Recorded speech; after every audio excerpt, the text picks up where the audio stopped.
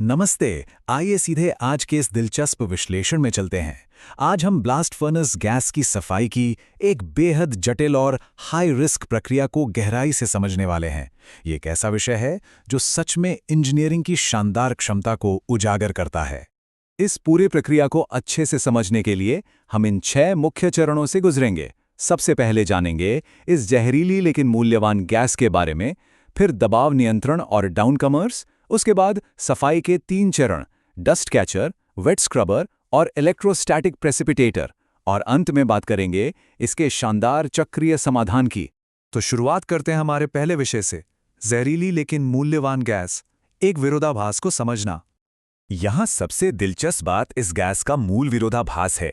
इसे ना तो हम सीधे हवा में छोड़ सकते हैं और ना ही तुरंत इसका इस्तेमाल कर सकते हैं। अगर हम इस गैस के मिश्रण को देखें तो उसमें लगभग 30% कार्बन मोनोऑक्साइड होती है। सच कहें तो इतनी भारी मात्रा इस गैस को प्लांट के लिए एक जलने योग्य ईंधन के रूप में अविश्वसनीय रूप से मूल्यवान बनाती है। ये किसी खजाने से कम नहीं है। लेकिन यहीं पर एक बहुत बड़ी समस्या भी खड़ी हो जाती है।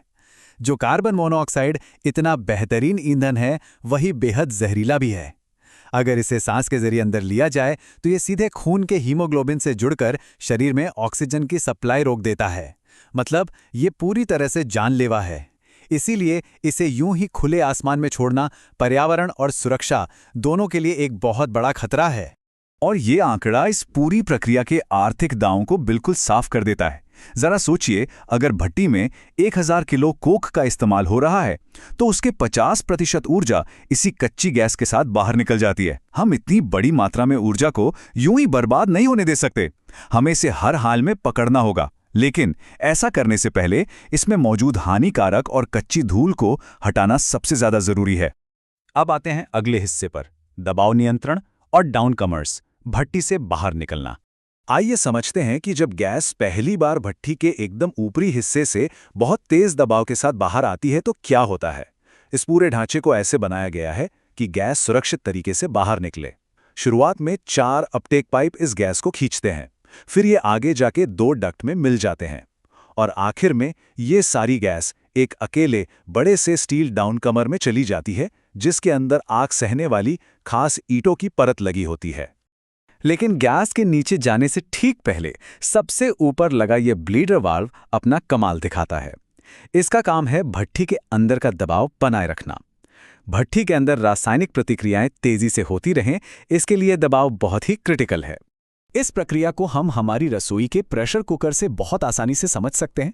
जैसे कुकर अंदर दबाव रोककर खाना फटाफट पकाता है और एक्स्ट्रा दबाव को सीटी के जरिए सुरक्षित रूप से बाहर निकाल देता है, बिल्कुल वैसे ही ये वॉल्व भट्टी को सुरक्षित और तेज बनाए रखता है। चलिए अब बढ़ते हैं अगले विषय की तरफ। पहला चरण, डस्ट कैचर, भारी कणों को गिराना। सफाई के इस पहले मुख्य चरण में सबसे भारी धूल से निपटने के लिए बड़ी ही साधारण सी भौतिकी यानी फिजिक्स का इस्तेमाल होता है। सिद्धांत बिल्कुल सिंपल है। जैसे एक तेज आंधी अपने साथ ढेर सारी धूल उड़ा ले जाती है, लेकिन हवा के शांत होते ही सारी धूल नीचे बैठ जाती है। बस यहीं गैस की रफ्तार अचानक कम करके सबसे बड़े प्रदूषकों को अलग किया जाता है। इसे मुमकिन बनाने का तरीका भी बड़ा दिलचस्प है। गैस नीचे की तरफ आती है और पाइप अचानक से काफी चौड़ा हो जाता है। इससे गैस को एकदम से यू टर्न लेने के लिए मजबूर होना पड़ता है। नतीजा, गैस की रफ्तार लगभग शून्य हो जाती है और करीब 75% भारी धूल सीधे नीचे तल पर गिर जाती है, जिसे बाद में आसानी से इकट्ठा कर लिया जाता है। अब बात करते हैं अगले चरण की। दूसरा चरण, वेट स्क्रबर, गैस की धुलाई। अब देखिए, हमारी गैस बड़े कंकड़ पत्थरों से तो आजाद हो गई है, लेकिन इसमें अभी भी बारीक धूल भरी हुई है। इसे साफ करने के लिए एक और बढ़िया घरेलू तरीका काम आता है। जैसे घर के बाहर झाड़ू लगाने से पहले हम पानी छिड़कते हैं ना, ताकि धूल हवा में न उड़े, ये चरण भी बिल्कुल उसी तरह काम करता है। यहाँ गैस को लकड़ी की परतों में बने बहुत ही छोटे छोटे छेदों से ऊपर की तरफ धकेला जाता है और उसी वक्त ऊपर से पानी का तेज छिड़काव नीचे की तरफ किया जाता है। ये पानी गैस को पूरी तरह से धो डालता है और सारी बारीक धूल पानी के साथ मिलकर नीचे एक कीचड़ यानी स्लरी के रूप में जमा हो जाती है। अब आते हैं हमारे अगले विषय पर। तीसरा चरण, इलेक्ट्रोस्टैटिक प्रेसिपिटेटर, सूक्ष्म कणों को पकड़ना। ये सफाई का आखिरी और अक्सर सरकार द्वारा अनिवार्य किया गया चरण है। यहाँ सबसे बड़ी चुनौती है माइक्रोस्कोपिक यानी नंगी आंखों से न दिखने वाले प्रदूषण को रोकना। इलेक्ट्रोस्टैटिक प्रेसिपिटेटर, जिसे ESP भी कहते हैं, ढेर सारी बिजली का इस्तेमाल करके प्लेटों और एक केंद्रीय तार के बीच एक हाई वोल्टेज क्षेत्र बनाता है। ये सच में एक बहुत ही ताकतवर चुंबक की तरह काम करता है। होता यह है कि जैसे ही गैस इस हाई वोल्टेज एरिया से गुजरती है, धूल के एकदम बारीक कण बिजली से चार्ज हो जाते हैं और सीधे इलेक्ट्रोड की तरफ खिंचकर चिपक जाते हैं। फिर लगातार बहता हुआ पानी सुरक्षित रूप से इस चिपकी हुई धूल को धोकर नीचे ले जाता है और इसके बाद जो गैस बाहर निकलती है वो अविश्वसनीय रूप से साफ होती है। और अंत में बात करते हैं इस चक्रीय समाधान की, कचरे से धन तक। इस पूरी औद्योगिक यात्रा का सबसे संतोषजनक हिस्सा ये है कि इतनी मेहनत से साफ की गई गैस और निकाले गए कचरे का आखिर होता क्या है। हमारी जो पूरी तरह से सुरक्षित और हाई एनर्जी वाली गैस है, उसे बड़े बड़े गैस होल्डर्स में जमा कर लिया जाता है।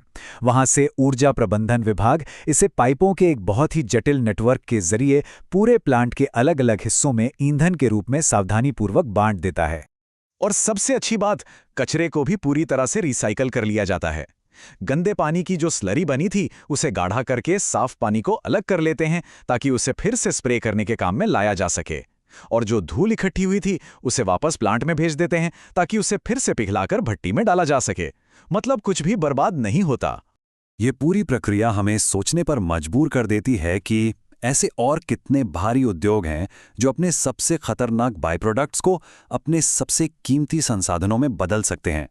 ये एक ऐसा शानदार मॉडल है जो न केवल पर्यावरण को बचाता है बल्कि हमारी दक्षता को भी एक अलग ही स्तर पर ले जाता है।